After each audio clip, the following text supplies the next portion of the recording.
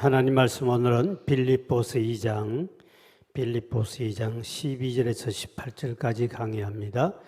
빌립보서 2장 12절에서 18절까지 교독하도록 합니다. 빌립보서 2장 12절에서 18절까지요. 그러므로 나의 사랑하는 자들아, 너희가 나 있을 때뿐 아니라 더욱 지금 나 없을 때에도 항상 복종하여 두렵고 떨림으로 너희 구원을 이루라. 너희 안에서 행하시는 이는 하나님이시니 자기의 기쁘신 뜻을 위하여 너희에게 소원을 두고 행하게 하시나니 모든 일을 원망과 시비가 없이 하라. 이는 너희가 흠이 없고 순전하여 어그러지고 거스르는 세대 가운데서 하나님의 흠없는 자녀로 세상에서 그들 가운데 빛들로 나타내며 생명의 말씀을 밝혀 나의 다름질이 헛되지 아니하고 수고도 헛되지 아니하므로 그리스도의 날에 내가 자랑할 것이 있게 하려 함이라. 만일 너희 믿음의 재물과 섬김 위에 내가 나를 전제로 드릴지라도 나는 기뻐하고 너희 무리와 함께 기뻐하리니. 다 같이요. 이와 같이 너희도 기뻐하고 나와 함께 기뻐하라. 아멘. 또 만나서 반갑습니다. 우리 옆 사람 인사합니다. 할렐루야. 반갑습니다.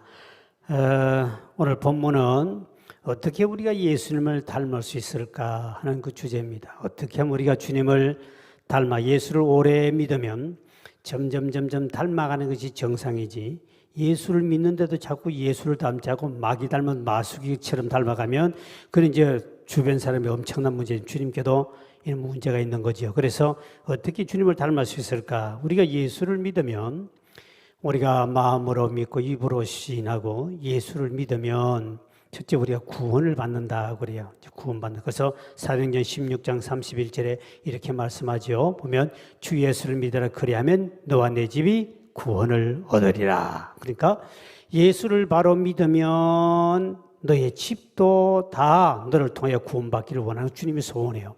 여러분들이 어떻든 여러분 한 사람을 먼저 그 가정에 하나님 먼저 선택했단 말은 여러분을 통하여 가족이 다 구원받기를 주님이 원해서 한 분을 먼저 택한 거예요.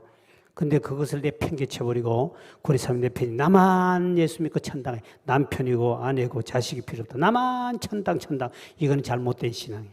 구원의 축복이 뭔지 모르는 사람이에요. 반드시 주 예수를 믿으라 그리하면은 너와 내 집이 구원을 얻으리라. 에야 노야 노야 에야 노야 노 어기여차 천당에 가자 한다. 이거 아세요? 천국에 가는데 다 예수를 믿으면 너를 통해 가지고 구원받기를 원하는데, 근데 우리가 뭔가가 부족하고 뭔가 정성이, 사랑이, 기도가 부족하여 구원받지 못하게 하는 것은 참 우리 큰 책임인데요. 어떻든 자기 가족만큼 확실하게 구원에 그 반지를 들어가게 하고 난 다음에 그 다음에 이제 다음을 해야 되는데 이게 참 어려운 거예요. 정말 가족이 전도 얼마, 그러니까 그만큼 예수님처럼 우리 희생이 있어야 되는데, 이렇게 예수를 믿는 줄 구원을 받고, 그리고 이제 그분을 내가 마음에, 내가 주님을 이제 예수님을 나의 주인으로 모시겠습니다 한 것을 영접이라고 그래요. 영접. 우리가 어떤 사람을 집으로 모시는 영접이라고 그러죠. 내 마음에 그분을 나의 구세주로, 이제까지 내가 주인돼 살아왔는데 나란 주인을 내려놓고 주님을 나의 주인으로 모시겠습니다, 그렇게 나는 모십니다 하고 하는 걸 뭐라고요? 영접. 내 마음 영접. 그런 사람은 하나님의 자녀되는 권세를 준다. 요한복음 1장 12절이죠. 이렇게 말씀합니다. 시작. 영접하는 자 곧 그 이름을 믿는 자들에게는 하나님의 자녀가 되는 권세를 주셨다. 이 대단한 거죠. 막강한 권세예요.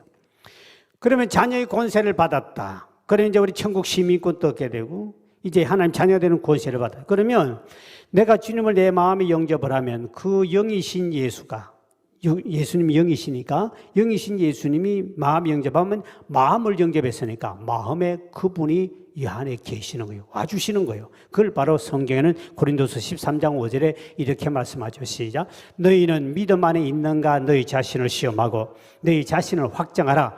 예수 그리스도께서 너희 안에 계신 줄을 너희가 스스로 알지 못하느냐. 그렇지 않으면 너희는 버림받은 자들. 네 안에 네가 예수를 영접했다고, 그럼 너 속에 예수님이 계셔. 이걸 네가 아느냐 모르느냐 중요하다. 이거를 믿느냐 안 믿느냐는 굉장히 중요한데 많은 그리스도인들이 내가 예수님과 찬양도 하고 막 기도도 하고 여러 가지 하는데 예수님이 내 안에 계시나 이거를 인정해 주지 않다 보니까 믿어도 변화가 안 나타나고 믿어도 예수님을 가만히 계세요. 내가 주인인데 왜 네가 당신이 그래? 이런 꼭 처박아 놓고 예수는 잘 믿는데도 불구하고 그분을 주인을 인정하지 않으니까 지가 사니까 되는 일도 없고 안 되는 일도 없고 이상하게 인생이 살아가는 거예요. 그분을 주인을 인정하면 그분이 다 앞서서 다 해줄 건데 내가 앞서고 하다 보니까 내 속에 있는 주인을 무시하니까 주님도 자존심이 얼마나 상하겠습니까? 주님이 나의 주인이라고 모셔놔 놓고는 내가 스스로 주인 노릇하는 게 잘못됐다는 거죠. 그렇기 때문에 우리가 예수님을 닮은 모습이 이게 안 나타나는 거예요. 그래서 우리가 예수를 믿으면 신분의 변화, 영적 신분의 변화는 하나님 자녀가 됐죠. 마귀의 자녀가 하나님 자녀가 되고 호적이 천국 시민권을 가지고 어마어마한 영적 신분이 죄인이 의인이 되어버려요. 그런데 이것만 되면 되는 게 아니에요. 예수를 내 마음에 모셨으면 그분이 내 마음에 오셨으니까 그분 마음 뜻을 따라 살다 보면 당연히 주님을 닮아가게 돼 있어요. 그 닮아야 되는데 우리 교인들은 좀 많이 예수님 닮은 예수기 같은 사람이 많은데 다른 교회 가면 진짜 아닌 사람 많아요. 옆 사람 쳐다봐요. 예수님 좀 닮은 구석이 있는가 없는가 한번 쳐다보세요. 자기가 착각한 사람이 지금 내가 이러다만 예수님 대단히 잘 믿는데 그런데 우리가 볼 때는 말하는 투나 그 행동하는 거나 뭐 하는 짓거리 보면 예수 닮은 구석 하나도 없어. 그래서 대개가 부모는 자식에게 물어봐요. 애야 내가 예수님 닮은 구석이 얼마나 많이 있니? 하나도 없어요. 그러면 회개할 일이고요. 자복하고 회개할 일입니다. 아, 내가 이 자식에게 이제까지 했지만 예수님의 모습은 하나도 없고 내가 주인데 살아왔구나. 이거는 회개가 아니라 자복을 하고 막 가슴을 찢고 회개해야 되는데 대개가 착각이 충만해. 집에 가서 꼭 물어보세요. 자식들에게. 야, 내가 집에서 예수님처럼 이렇게 보이지? 그게 자신 남편에게도 내가 예수님처럼 좀 보여요. 이렇게 되면 남편이 인정 안 해주면 그건 인정 맞는 거예요. 안 해주면 그건 잘못된 거예요. 사람들에게 인정 반드시 받게 돼 있어요. 왜? 예수님 모습을 닮아가면 당연히 그 모습이 나타나야 되는데 안 나타났다는 거예요. 그건 뭐냐? 내가 변화가 안 됐다는 거예요. 그래서 오늘 본문에 이제 이 12절을 보세요. 바로 바울이 이제 이야기를 합니다. 시작. 그러므로 나의 사랑하는 자들아 너희가 나 있을 때뿐 아니라 더욱 지금 나 없을 때에도 항상 복종하여 두렵고 떨림으로 너희 구원을 네가 구원받았지. 그런데 구원받았지만 여기는 이제 떨림으로 두렵고 떨림으로 구원받으라 말은 이거는 이제 구원 못 받았다는 게 이미 빌립보 교우들은 구원받은 백성들이에요. 예수 믿고 구원받았던 바울이 전도해서 교회를 세워준 교회거든요. 근데 이제 바울이 그래 했는데 문제가 생겨요. 바울이 편지를 왜 이렇게 보냈느냐? 너희는 이미 구원받았는데 왜 두렵고 떨림으로 구원을 계속 이루고 하라고 했을까? 바울이 지금 로마 감옥에 갇혀 있어요. 그래서 이거를 옥중 서신에 옥중에서 편지를 보내고 바울이 편지 보낸 것은 교우들이 소식을 들은 거예요. 아이 목사님 큰일 났습니다. 빌립보 교우들이요. 세상에 목사님이 계실 때는 그렇게 말씀대로 순종하고 그렇게 순종이고 예수님 닮은 모습으로 살고 그렇게 교회 안이나 바깥에는 그렇게 이쁘게 잘 신앙생활 하는데 목사님의 감옥에 다 갇혀버리니까요. 이 믿음이 완전히 다 흔들려 버렸습니다. 문제가 발생했습니다. 그래 바울이 그 속에서 얼마나 속이 상합니까? 그 교회 세워놨더니 바울이 복음을 전하다 옥에 갇혔는데 그들은 더 믿음 생활 더 잘해줘야 되는데 이 안에 교회 안에 빌립보 교회 안에 문제가 발생했는데 뭐냐? 오늘 본문에 보니까 12절을 보니까 내가 거기에 교회 목회하고 있을 때나 내가 거기에 있지 않고 감옥에 있을 때나 똑같이 당신들은 주의 말씀에 복종하며 살아야 되는데 이게 무슨 소식이요? 이 말이요. 바울이 그 교회에 있을 때는 다들 교회 안에 착하고 말씀대로 순종을 잘하다가 바울이 감옥에 딱 갇혀버리니까 이 믿음이 전부 흔들려 버린 거예요. 오늘날 교회도 보면 담임 목사가 수요 난 예배 나오나 줍어보고 나오니까 오늘 나온 인간도 2명이 있어. 그런데 안 나온다. 다음 주 내가 안 나오고 다음 주 저 밑에 지방에 내려가야 되기 때문에 다음 주는 나오지 말아야지. 여러분 다 영상에 지금 다 찍히고 있습니다. 이 다음 주 우리 사역자들 다 추석 체크를 한번 해보세요. 오늘 나왔던 사람이 안 나온 그 인간은 담임 목사가 안 나오나 그래가지고 가지 말자. 이래가 안 나오는 인간들이 있다 없다? 있는 거예요. 바울이 그 빌립보 교회 안에 있을 때는 바울을 보려고 와서 우리는 바울 앞에 막 잘 보이고 바울을 찬양하고 바울을 존경하고 이렇게 하면 나왔는데 바울이 없고 다른 목사가 이제 설교를 하니까 안 나오는 거예요. 오늘 또 보면 목사가요. 제가 전에 외국에 한번 갈 때도 내가 누가 안 나오는 출석제 다 하라 그랬습니다. 그 인간 내가 분명히 내가 두고 보려고. 우리 사역자들 여러분 물어보세요. 출석책 다 합니다. 누가 나왔다 안 나왔다. 전부 다 출석책을 다 해서 거기 보고가 내는데 들어와요. 예? 출석책 그래서 내가 보고 다음에 이제 직분 임명할 때 천당 가서라 주님 이 같은 인간은 내가 없을 때는 교회 안 나오고요. 있을 때만 살짝 나왔다가요. 부목사하면 싹 도망갑니다. 요런 인간들이 많은 거 요거 좀 체크를 하십시오. 내가 분명히 천당 가서 내가 따질 거요. 출석책 주님도 알고 주님이 체크하지만 우리 사역자들이 일일이 출석책을 다 합니다. 주일날은. 새벽기도는 출석책을 다 못하는데 주일날 전부 다 하거든요. 구역장을 통해서 보고 또 다시 확인하고 다 합니다. 여러분 저 입구에 나가보세요. 이 3층 여기 로비에 이 출석부가 다 내가 쫙쫙 끌어놨어요. 나오나 전부 다 출석체가 다 되고 있어요. 사역자 구역장 다 들어되어 있거든요. 근데 이게 이제 문제 오늘. 아니 담임 목사가 부목사도 설교를 하도록 해야 그 부목사도 앞으로 다른 데 이어서 훈련을 많이 받아야 훌륭한 목사가 되지. 부목사들 설교를 다 그 많은 설교를 다 설교 못하게 담임 목사가 혼자 북치고 장구치고 다 해버리면 그분들이 앞으로 목회를 어떻게 하겠어요? 그도 훈련받고 이곳에서 설교도 하고 연습도 하고 또 훈련받고 설교하고 자구도 많이 해야만이 잘 되거든요. 그래야 되는데 담임 목사가 나온 주보 광고를 다 쳐다 와 이번 주 안 나오구나. 하여튼 그런 인간은 주님이 특별히 체크하실 겁니다. 저도 기도 주님 내가 안 나올 때 안 나온 인간 특별히 체크 좀 해주세요. 그게 잘못됐다는 그 믿음 그렇게 안 되면 안 된다는. 바울이 내가 있을 때는 오늘 본문에 있을 때나 없을 때나 똑같이 당신은 크게 주의 말씀에 순종해야 되지. 이 교회란 예배가 담임 목사를 보러 오면 되는 게 아니고 예배가 중요하고 주님을 보러 나오는 교회가 돼야 되지. 예배의 중심은 주님이에요. 주님을 보고 말씀을 보고 예배가 더 중요하지 담임 목사보다도 예배가 더 중요하다. 할렐루야. 이거를 모르고 예배보다는 담임 목사. 나 같은 사람이 얼굴도 못생겨서 그렇지만 봐봐도 뭐 밥맛도 없어 그런데 그런데 좀 잘생긴 사람은 진짜 얼굴 보러 온 나온 사람도 있어.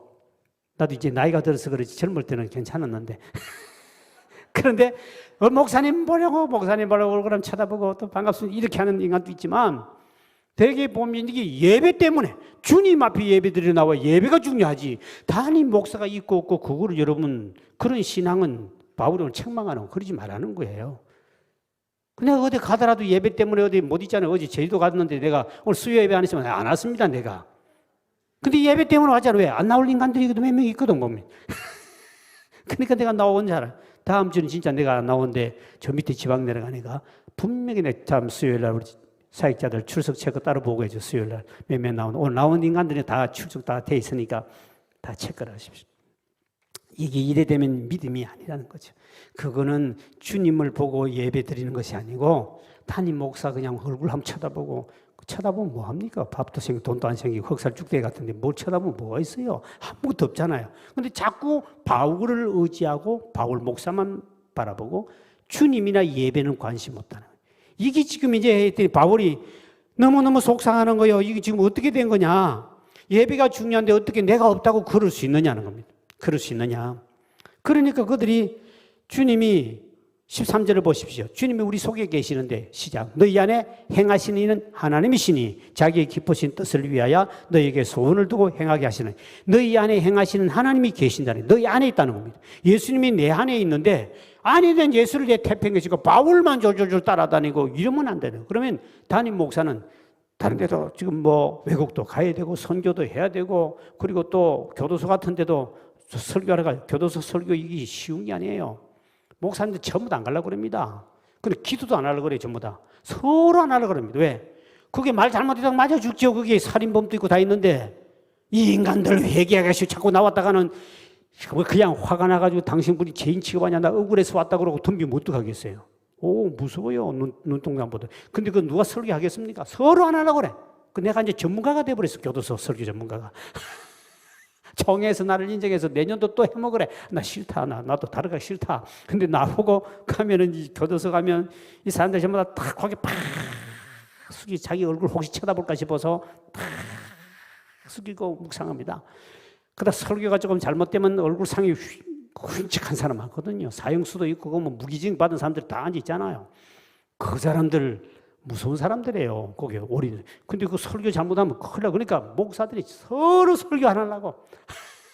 그래서 내가 어떤 떠밀리가 내가 갔더니 그 교도소 갈 때마다 또 인기가 또 상당히 또 있네. 내가 또 가니까. 내가 그 죄인 취급 안 하지. 여러분은 감옥서 한번 갔다 보세요. 우리 바울도 감옥 갔다 사도 중에 사도가 되었고, 베드로도 감옥 가서 천사를 만나 옆구리가 갈비뼈 부러지도 주님 만났고, 다니엘도 어더라고, 뭐 요셉도 감옥 가가지고 총리까지 되었고, 총리 된 사람, 주의 종 된 사람 전부 다 감옥 갔다 왔다. 당신도 총리가 안 되면 목사 될 것 같다. 뭐 이렇게 해버리면 자기들 눈이 번쩍번쩍 해가지고, 이거 대단하구나. 아무나 오는 곳이 아니구나. 이게 특별한 사람은 교도소는 거구나. 이래가 내가 붕 띄워주지, 나는 가서. 띄워주고 나 그냥 와버려. 오는데, 이 지금 우리 예수 믿는 사람들이 우리 안에 예수가 있는데도 불구하고 내가 왜 변화가 안 되느냐? 그걸 인정하지 않는 거예요. 그러니까 우리 삶의 변화가 안 돼요. 그러니까 우리 옛날 복음서 보면 예수님처럼 바울처럼 그렇게 살 수는 없을까? 살 수 있는 거죠. 우리도 바울처럼 예수님처럼 살 수 있는데, 문제는 이제 우리 믿음 생활하면 이 믿음의 단계가 있어요. 제 첫째 이제 단계가 뭐냐, 그거는 3단계가 있는데, 보통 일반적으로 말할 때 칭의라 그러는, 칭의. 어렵다고 인정받는 것. 내가 예수를 믿죠. 내가 예수를 믿을 때, 주님을 영접할 때 주님께서 그래, 너는 어려운 자야 하고 주님이 불러주는 거, 칭의라 그래요. 그 처음 믿을 때 이제 그 호칭을 하나 받아요. 칭의. 그 다음에 이제 내가 거듭나고 난 다음에 내가 조금씩 주님을 닮아가는 것을 성화, 거룩할 성자, 변화예요. 그 단계거든요. 성화가 점점 주님을 닮아가는 거예요. 이 성화 단계. 여기서 예수님을 많이 닮다가 인생 끝나는 게 있고, 조금 닮다가 죽어버리는 인간이 있고, 흉내만 내다가 죽는 인간도 있고, 그래서 믿음의 사이는 엄청 차이가 나는 거예요. 이거는 신앙이 오래돼서 뭐 잘 믿는 것도 아니고, 어떤 사람 예수 믿자마자 헷가다고 완전히 주님처럼 닮아져 버린 사람이 있고, 40년, 50년 믿어도 이제 처음 믿는 사람보다 훨씬 성화가 덜 된 사람이 있어요. 거룩한 모습이 안 나타나는 거예요. 악하고 사악하고 뭐 모든 게 세상과 똑같이 닮아요. 그러니까 예수를 믿고 오래된 게 중요한 게 아니고, 얼마나 당신이 변화된지 말을 성화, 얼마나 성화됐냐 이거예요. 미국에 닉슨 대통령 보좌관 찰스 콜슨이라는 사람은 자기는 출세를 위해서라면 자기 어머님의 등을 눌리고라도 출세하겠다. 아주 싹한 사람으로 인정된 사람이에요. 이번에 결국 이제 닉슨 대통령의 이제 보좌관이 되는데, 보좌관인데 권력을 가지고 막 휘둘렸죠. 그다음 어떻게 된 사건 때문에 이번에 이제 감옥으로 들어가요. 감옥에 들어가서 예수님을 깊이 만나요. 만나고 난 다음에 그렇게 사람들이 진짜 악한 사람, 지 출세에서는 부모 공복 없이 죽이더라도 지가 올라가고 싶은 아주 악한 사람인데, 지가 감옥에 딱 들어가서 막강 권세를 가지고 감옥에 딱 들어가 가지고는 예수님 만나고 변화가 되는데, 그가 내가 교도소를 나가면 남은 생에는 여기에 있는 이런 죄인들을 평생 섬기며 나는 살겠다. 바뀌어버립니다. 그래서 그 얼마나 바뀌었으면 세상에 출세고 다시 던져버리기 이제는 그 교도소 안에 있는 죄인들을 섬기며 살겠다고 본인이 소원합니다. 결국 그 사람은 뒤에 나와가지고 종교 노벨상을 받아요. 종교 노벨상 우리 한경진 목사님 받았거든요. 템플턴 상이라고 그러는데 이 종교 노벨상이에요. 템플턴 상을 이분이 받습니다. 그러면서 백성들의 교인들에게 미국이라는 나라에 가장 건강한 사상적인 영향을 끼친 사람, 복음을 끼쳐서 수많은 사람 영향을 준 사람, 그리고 이분은 가난하고 억눌린 사람은, 감옥에 갇힌 사람은 따뜻하게 예수님처럼 그들을 찾아가서 돌봐준 사람, 그렇게 사악하고 악한 사람이 자기 어머니를 등을 밟고라도 출세하기를 원했던 그 사람이 올라갔다가 감옥에 들어가고 난 다음에 이 주님 만나고 변화가 됐어요. 그래서 사람들이 그를 굉장히 존경했는데, 바로 주님을 만나고 성화가 가면서 완전히 바뀌어버린 거죠. 확 바뀌어버린 거예요. 이제 성화가 이렇게 완전히 예수님의 모습이 그분에게는 과거의 모습은 안 보이고 예수님의 삶의 모습 그대로 모든 게 보이는 거예요. 이거를 성화라고 그래요. 근데 그 다음에 이제 세 번째 단계 영화예요. 영화는 뭐냐니까 성화의 완성 단계입니다. 제일 끝에. 이거는 이 땅에서 육신을 가지고 있고서는 영화가 안 돼요. 예수님이 공중에 재림하시죠. 내가 죽어서 변화되죠. 이 부활할 때. 그때 주의 몸으로 똑같이 변화버려요. 영적인 존재로 시공간을 초월해버리고 완전히 변화돼요. 이거를 영화 그럽니다. 그거는 이제 예수님이 재림할 때 갑자기 우리 변화되고, 우리가 죽어서 부활할 때 변화되거든요. 그걸 영화인데, 그 단계 앞에까지 이제 성화가 돼요. 성화 과정에서 이 땅에 살면서 일어나는데, 그 성화에 보면 이 구원받은 백성들이 어떤 이거는 한 번에 왕창 많이 변화된 사람이 있고, 조금씩 변화돼 가는 사람이 있어요. 그래서 오늘 이 본문에 보면, 너희가 두렵고 떨림으로 구원을 이루란 말은 구원 못 받은 것이 아니고 구원받은 백성들이 예수님의 그런 모습, 영적으로 성장해서 주님을 닮아가라는 그 뜻이에요. 하루아침에 변화되면 참 좋지. 예수님과 갑자기 확 바뀐 사람이 있습니다. 그러나 대개가 보면 점진적으로 조금씩 우리가 영적으로 변화되고 어린아이가 조금씩 크가 성장하듯이 우리 믿음도 그렇게 성장해서 그렇게 주님을 닮아가는 거예요. 그러면 어떻게 하면 주님을 우리가 많이 닮아갈 수 있을까? 그 첫째는 하나님의 능력을 의지할 때 우리는 조금씩 닮아갈 줄 믿으시길 바랍니다. 오늘 12절에 보니까 나 없을 때도 그런데 주님께 복종하라. 다시 말하면 빌보 교인들이 바울이 있을 때만 바울의 말을 듣고 그냥 교회 열심히 다니고 이것이 아니고 바울이 없을 때라도 주님이 항상 내 속에 계시고 함께 하신다는 사실을 믿고 본인이 그분을 의지하고 할 때 자꾸 닮아가는데 주님을 내 속에 모시고도 바울이 있을 때 바울을 의지하고 목사 있을 때 목사만 의지하고 살다가 없으면 또 버리고 주님을 내핑고 주의 종도 이제 등져져 버리고 그런 삶은 안 된다. 항상 내 자신을 내놓고 주님을 닮아 주님을 의지하고 살아갈 때 그 말씀대로 순종함에 갈 때 한 발자국 한 발자국 주님을 닮아간다는 거죠. 그래서 우리 지난주에 설교가 주바라기 주님을 닮아가자 주바라기 설교했죠. 자꾸 주님을 바라보며 주님을 의지할 때 바울이 있을 때 바울을 의지하면 나는 바울처럼 돼야 되겠다 하는 사람이 많았거든요. 그렇게 되면 안 되고 나아가 없을 때도 너희들은 주님을 바라보며 주님을 의지하면서 이렇게 나아가라. 그러면 우리 안에 계시는 그 주님을 우리가 어떻게 하면 우리 안에서 그 주님 오셔서 우리에게 어떤 일을 이루는가 할 때 오늘 본문의 13절에 보면 13절에 우리에게 소원을 두시고 우리로 행하게 하신다. 시작. 너희 안에 행하시는 이는 하나님이시니 자기의 기쁘신 뜻을 위해 너희에게 소원을 두고 행하게 하신다. 우리 주님께서 행하게 우리 소원, 우리 속에 와서 소원을 일으킨다. 주님이 오면 자 주님이 내 마음에 있으면 어떤 소원을 일으키냐. 야 오늘 수요일이야. 예배 드려야지. 내가 앞으로 남은 생에 예배 몇 분 더 드리겠니? 아이고 수요예배도 몇 분 안 남은 것 같다. 그러든 어떻든 예배를 드려야 되겠다. 내가 가서 교회 헌금을 해야 되겠다. 나 오늘 전도해야 되겠다. 내가 주님을 봉사해야 되겠다. 내가 오늘 가서 교회가 청소해야 되겠다. 내가 이웃을 좀 섬겨야 되겠다. 내가 말씀들을 살아야 되겠다. 이번 내가 특별히 무슨 하나님 앞에 특별한 헌금을 좀 드려야 되겠다. 이런 소원을 일으키는 분이 누구냐? 내 속에 계신 주님이에요. 그분이 이렇게 소원을 일으키는 영으로 오셔서 그때 여러분들이 그거를 내 속에 소원이 일어납니다. 이렇게 하고 싶다, 저렇게 하고 싶다, 드리고 싶다, 헌신하고 싶다는 소원이나 이거를 딱 억제를 해버리기나 이거를 무시해버리면 성령의 해방죄가 되는 거예요. 예수 영이 내 속에 와 있는데 계속 소원을 주는데 불구하고 기도하고 싶어서 내일 새벽기도 가야 되지. 소원을 주는데 불구하고 이거를 자꾸 응답해버리면 성령을 여러분 무시해버리면 성령님은 인격적인 하나님이고 예수님도 인격적인 하나님이세요. 그걸 여러분 뒷발 차버리면 기분 나쁘겠어요? 좋겠어요? 하나님이신데 네가 어찌 내가 너에게 이런 마음을 주는데 너는 어떻게 이 주는 마음을 그냥 자꾸 끊어버리고 억제하느냐. 그러면 결국 성령을 소멸해버리면 불이 꺼져버리면 다시 성령님이 그 마음을 안 주셔요. 그러면 여러분은 혼자 사는 인생이야. 내 영으로 살아가는 거예요. 성령님 역사는 왜? 너는 지금 집사고 권사인데 내가 이런 마음 좀 해야지.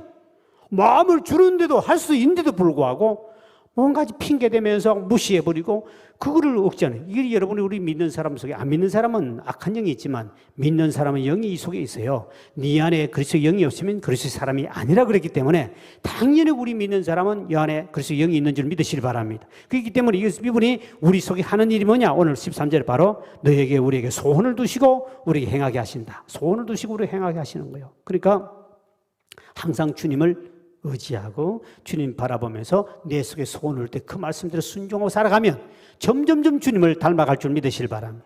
그 여러분 오늘 수요예배 교회 가야지 이 마음에 소원을 주니까 온 사람은 안 온 인간보다는 훨씬 좀 닮아가겠죠. 왜? 오늘 또 말씀을 줬으니까 맞아 목사님 없을 때도 교회 나오라 그랬지 할렐루야 이렇게 나오지만 오늘 안 나온 사람 그 인간들은 앞으로 죽을 때까지 이 설교를 또 할지 모르니까 목사님 안 올 때는 안 가도 되구나. 이렇게 착각이 충만한 인간들 오늘 안 나온 사람이 있을 거 아니에요.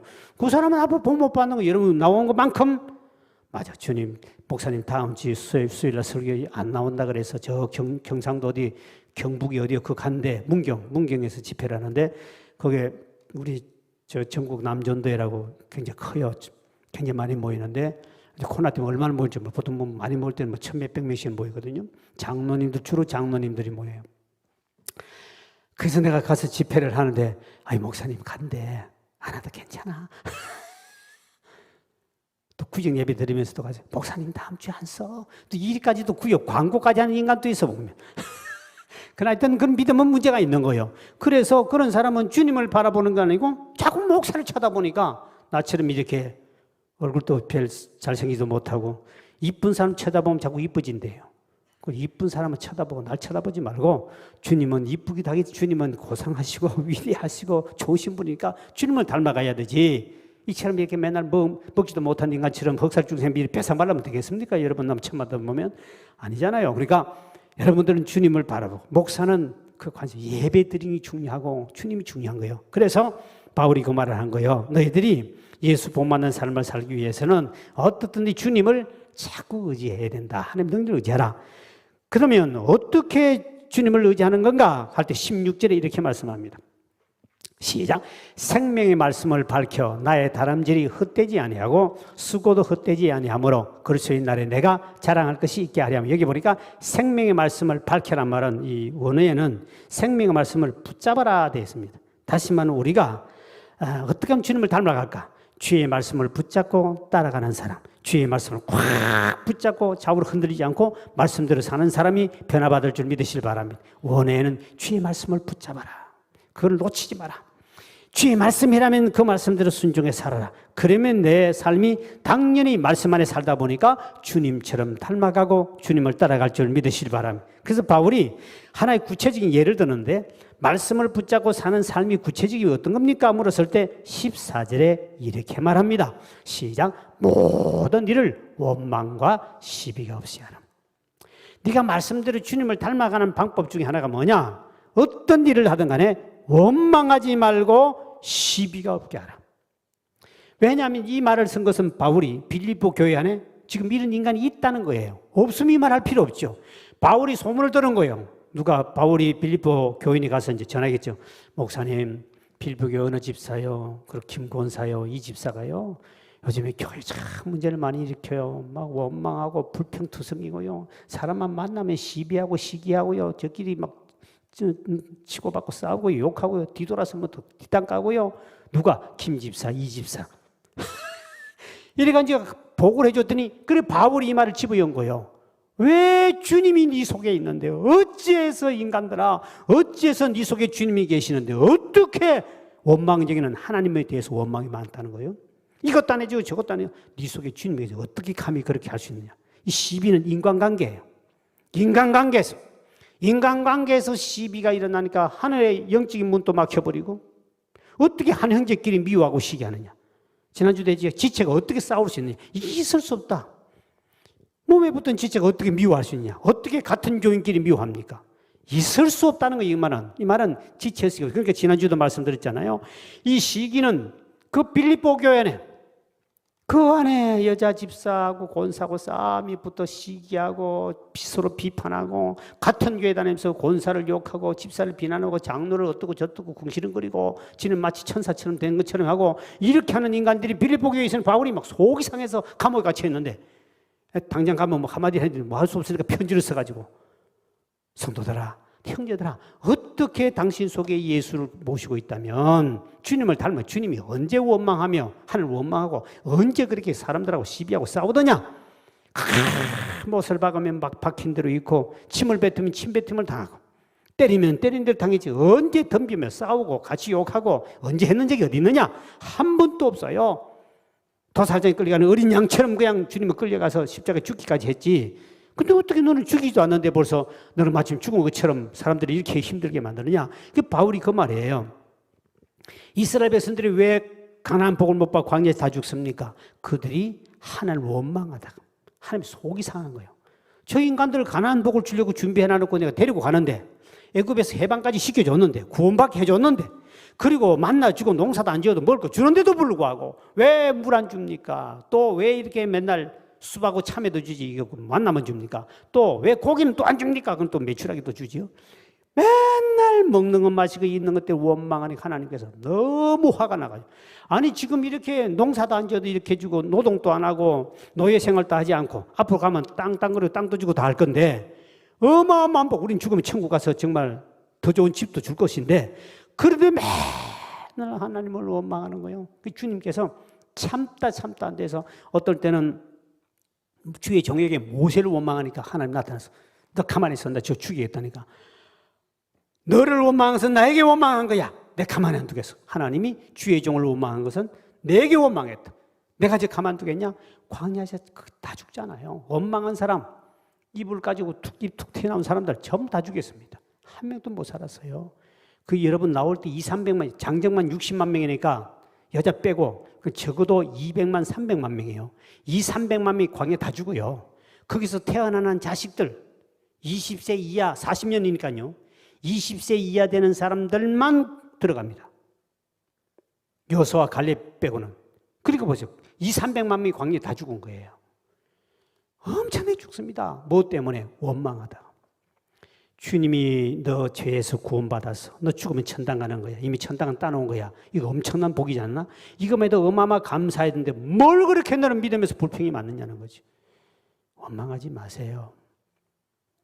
고난이 오기나 힘들어도 지금 주께서 내가 받을 복을 생각하면 바보처럼 목이 날아간 데를 그 앞으로 받을 복인데 무슨 아파트 한 잔 준다고 맨날 아파트 뒷밭 안 준다고 그러고 맨날 이렇게 하지 말라는 거예요. 하나님 앞에. 범사에 감사, 지난주에 범사에 감사해야 되지 원망한 사람은 절대 복 못 받습니다. 이미 어마어마한 복을 받는 이 가치를 모르고 무시해버린 하나님이 야 그것보다는 아파트보다는 천몇 배 좋은 천국 가면 전부 다 진주 옥보석으로 다 만들어져 있대요. 그럼 뭘 그까지 아파트가 없으니까 아파트 맨날 그럽니까? 그거 아니고 지금 현실에 감사하며 살아야 돼. 하나님 앞에 믿는 목적이 아파트, 뒷밭, 옆밭 맨날 그것만 달라고 그러니까 하나님 너는 구원의 축복 주는 것도 모르고 맨날 그것만 달라고. 너희 어린애도 아니고 앞으로 이 아이를 위해서 네 혼자 독신자인데 너 외동아들인데 너를 위해서 외동딸인데 아파트, 뒷밭 참 네 앞으로 유산 다 넘어갈 건데 에? 지금 당장 사탕 안 준다고 막 울면은 부모가 좀 큰 놈인데 초등학교나 중학교 다니는 사탕 안 준다고 하면 때리죠. 야 이놈아 조금 더 크면 이거 다 네 재산 되는데 사탕 그거 가지고 지금 안 준다고 나를 원망하냐? 이게 오늘 우리 성도들이 그런 사람 많다는 거지. 이러면 안 된다는 거죠. 그 주님께서 광야에서 주고요. 그래서 이 시비하고 원망하는 것 그리스도인이 하면 안 됩니다. 미국에서 이제 이 바람 불죠. 좀 옛날인데요. 그 당시 우리나라도 어느 교회에서 시행을 했습니다. 이게 팔찌를 끼고 다니는 사람이 있었으면 색깔 있는 팔찌를. 이 팔찌가 뭐냐? 원망, 불평, 시기하지 않는 팔찌였어요. 왜? 원망, 불평하기나 시기한 사람들이 인간의 불행 원인이 어디서 왔는가를 가만히 그 목사님이 조사를 했더니 불행을 만난 사람의 교인을 조사했더니 불평, 원망, 시비가 많은 인간이 되는 거죠. 그때 본인이 이건 아니다. 어떻게 할까? 이 실천을 가르쳐야 되니까. 그래서 이제 고무 밴드가 있어요. 그거를 끼고 다녔어요. 우리 교회, 우리 한국에도 몇 개 교회 실천했거든요. 하다가 갑자기 원망의 시비가 나온다. 이쪽 손을 옮기는 거예요. 이게 이제 깨닫는 거예요. 주님, 네, 잘못했습니다. 그리고 회개하고 나면 다시 이제 이쪽으로 또 옮기는 거예요. 그러나 이제 이쪽에 있다가 이쪽에 오른쪽 귀에 있다가 조금 시비가 원망이 생겨 나오면 뒤에 깨닫잖아요. 회개하고 이쪽 손을 옮겨야 돼요. 그리고 21일간입니다. 21일간인데 21일간에 그동안 이쪽으로 다시 옮겨 21일 동안 회개만 하고 또 살아가야 돼요.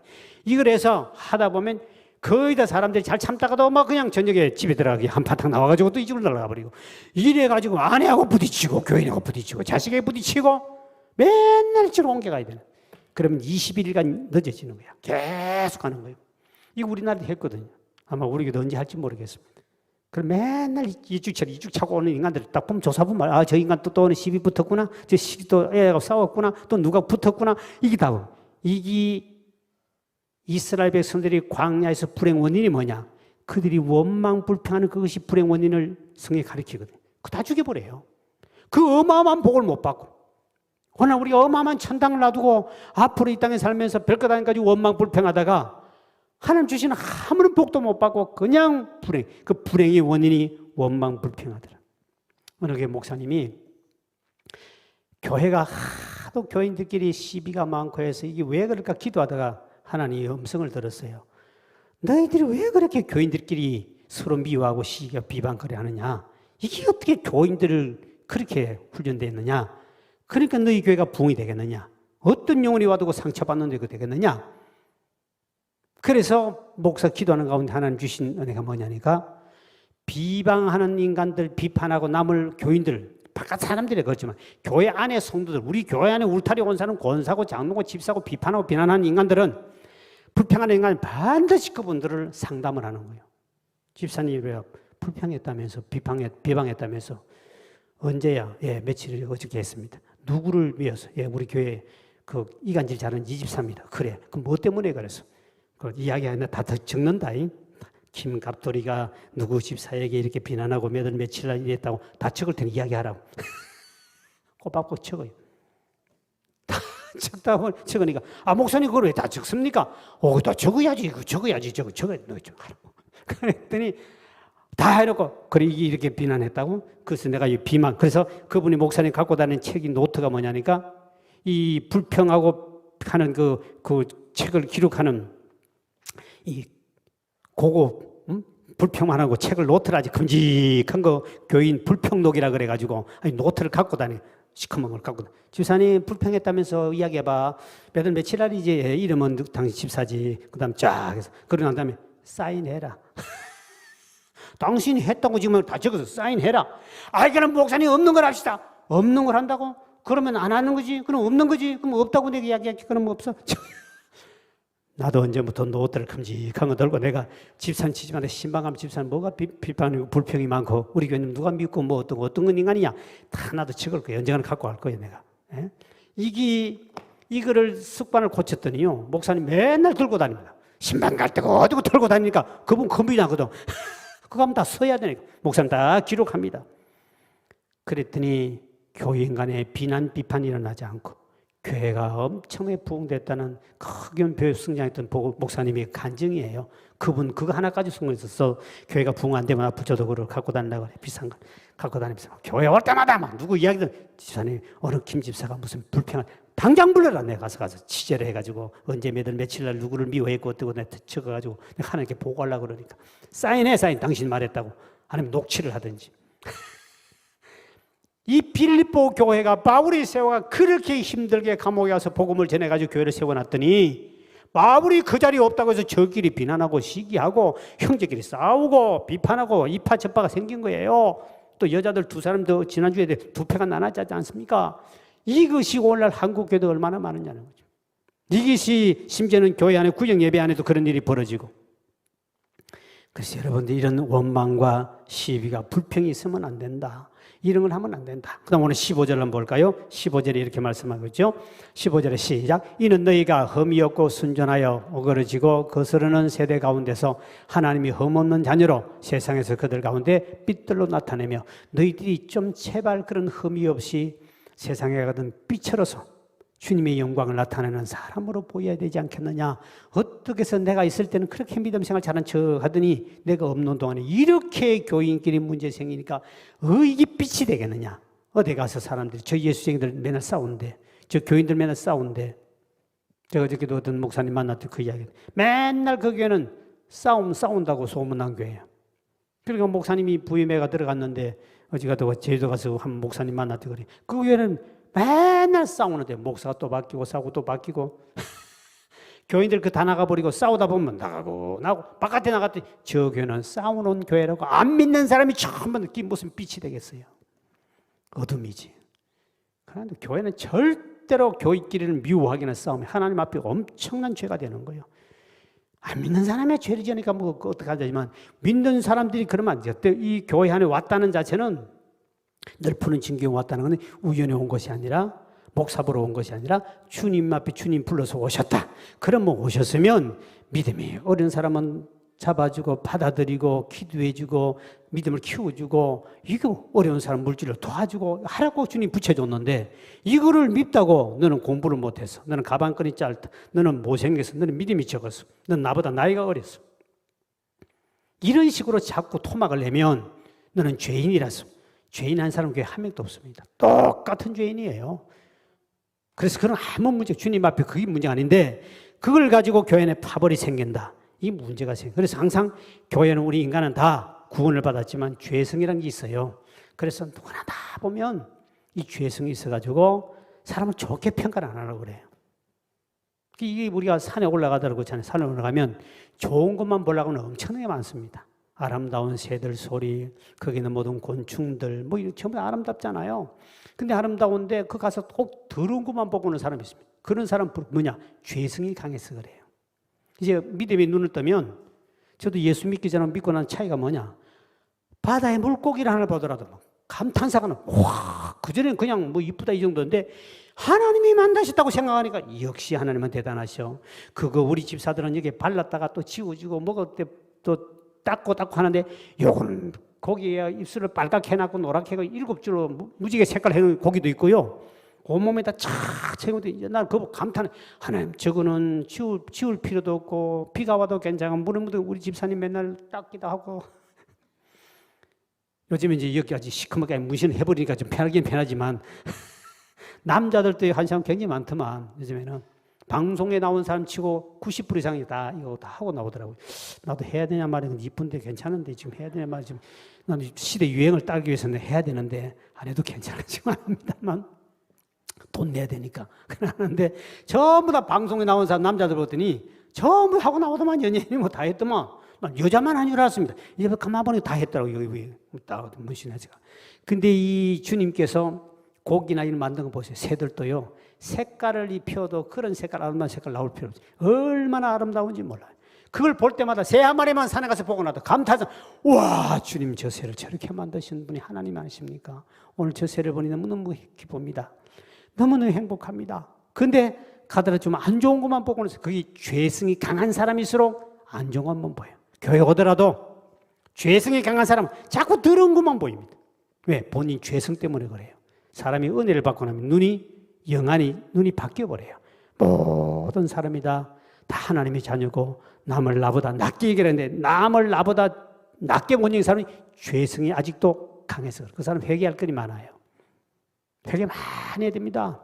왜? 인간이라는 자체를 여러분이 하나님 만든 인간 작품을 네가 함부로 판별하는 거 아니에요. 어마어마한 죄진 거예요. 절대로 교인이 잘생겼니 못생겼니 뭐 그 사람 비판하고 판단하고 못 배웠니 뭐니 믿음 없니 이 말을 하는 사람 주님은 형제를 비판하고 판단하면 하나님께 네가 심판받는다 그랬습니다. 하나님 직접 심판, 그 사람은 심판한다는 거예요. 그리고 죄 지은 자보다 오히려 심판하는 판단하는 집사 장로들이 더 큰 죄가 되어버리는 거예요. 그러니까 여러분 이 믿음의 형제 볼 때 이 눈이 바뀌는 거예요. 변화. 그래 바울도 옛날에는 전부 다 교인들이 죄인이었거든요. 그리고 예수 믿는 사람 잡아 죽였잖아요. 그러다가 본인이 천국 딱 갔다 오고 나니까 삼천 눈이 비늘이 떨어졌지요. 아나니아 집사에게 안수받고 비늘이 딱 떨어지고 난 다음에 모든 사람은 나보다 낫다 그랬습니다. 바울이 나보다 낫다. 나는 너희보다 죄인 중에 괴수였다. 그래서 모산 받더니까 위대한 사도 중에 사도, 예수님 닮아간 사도가 되잖아요. 바울이 되잖아요. 그러니까 우리 삶이 그다음에 마지막 세 번째는 뭐냐? 주님을 닮는 삶을 살려면 이웃을 사랑으로 섬겨야 된다. 자, 우리가 예수님이 이 땅에 오셔서 내가 온 것은 섬김 받으려 함이 아니요 도리어 섬기러 왔다. 자기 목숨까지 주면서 섬겼습니다. 이 예수님 모습이거든요. 우리는 조그만 자존심 건드리도 팍팍은 자존심 지난 설교했지요. 별것도 아니고 자존심 밥도 굶는 인간도 있고 얼마나 안 좋습니까? 그 자존심만 건드려도 막 못 견디는데 우리 주님은 자기 생명까지 피까지 다 주시잖아요. 이게 주님의 삶이라는 거죠. 그것은 바로 이웃, 다른 사람을 사랑하기 위해서 희생했던 그 주님을 닮아가라. 옛날에 테레사 순녀가 그랬다고 그러죠. 남들에게 섬김을 받고 대접을 받을 때 거기에는 인간적인 기쁨이 온다. 그러나 내가 이웃을 섬길 때 거기에는 신적인 기쁨이 온다. 남에게 인정받고 대접받을 때 오는 기쁨은 인간적인 기쁨인데 내가 예수님처럼 희생하고 땀 흘리며 섬겨주고 대가를 바라지 않고 끝까지 죽기까지 해주면 거기는 신적인 기쁨, 이게 영적 기쁨이거든요. 바울이 그 기쁨을 누렸을 거죠.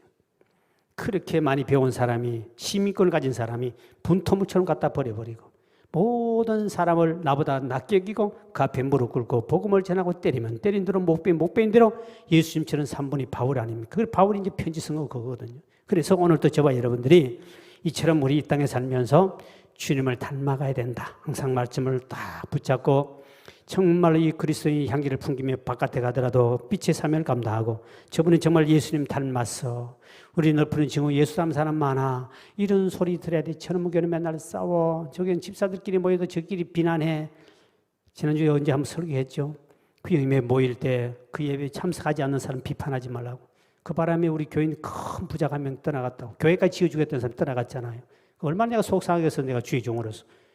그 식구들이 예배에 모일 때 그 자리에 참석하지 않는 사람을 뒷담 깐 거예요. 그러니까 이분이 처음 갔다 놀래가지고 구역예배는 이렇게 비판하는 곳이구나. 그 길로 보따리사 가버렸어요. 그 어마어마한 돈 가진 사람이 교회 지어주겠다는 사람이. 그게 무서워요. 교인이 이렇게 무서워요. 도망가 버렸어요. 여러분 보세요. 이게 그만큼 우리 삶 속에 살아갈 때 정말 교인들을 사랑하고 이것도 당연히 사랑하지. 교인들은 믿음의 형제니까 더욱더 사랑함으로 여러분이 점점점 주님을 더 닮아가는 정말 주바르게 되는 우리 복된 다 성도가 되길 주의 이름으로 축원드립니다. 하나님 감사합니다. 11제물 드립니다. 감사의 물 드렸습니다. 그리고 주님 앞에 장헌금 선교의 물 1천만 원을 드립니다. 아버지 하나님이 선교의 물 드린 손길을 기억하여 주시고 이 땅에 사는 동안에 물질 때문에 시험당하지 않고 구제하며 선교하며 남들에게 마음껏 베풀며 살아가도록 물질의 풍족함을 더해 주시기를 원하고 기도합니다. 소원을 담은 자는 반드시 응답받게 도와주시고 더 주 앞에 온전히 충성하며 살아가시도록 물건을 도와야 주옵소서. 그리고 아버지 우리들은 주님을 닮기를 원합니다. 예수를 오래 믿었지만 아직도 주님을 닮지 못하고 가족들이나 주변 사람이 인정받지 못하며 빛과 소금의 칼을 감당하지 못한 지들 용서해 주시고 이제는 남은 생의 말씀을 붙잡고 아버지 하나님 주님의 말씀 주님을 닮아가는 우리 모든 성도가 다 될 수 있도록 은총을 베풀어 주셔서 어디로 가나 이 교회가 아름다운 소문나는 교회요 어디로 가나 우리 성도들 가는 곳마다 주님 닮은 사람이라고 인정받을 수 있도록 하나님 은총을 베풀어 주옵소서. 예수 이름으로 간절히 축복하며 기도하옵나이다. 아멘.